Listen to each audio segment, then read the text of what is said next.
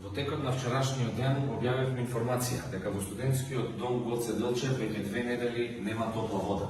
Исто така објавивме дека хигиенските услови во студентскиот дом Кузма Ѓосиповски Питу се под секое човечко ниво и дека исхраната им е навистина понижувачка.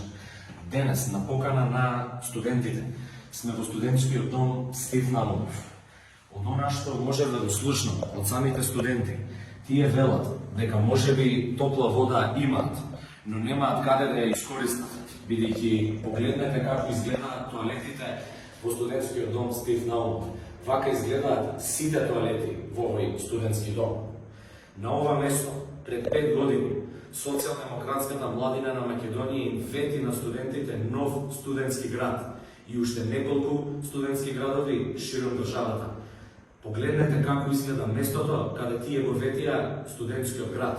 Токму затоа символично, од истото место од каде они тоа го ветија и местото кое представува лулка на македонскиот студентски хорор филм, сакам да ги поканам студентите масовно да излезат на 18 јуни на протест, да ја земат судбината во своји раце, да се ги земат работите во своји раце, самите да се изборат за сопствената иднина, бидејќи ова е веќе премногу.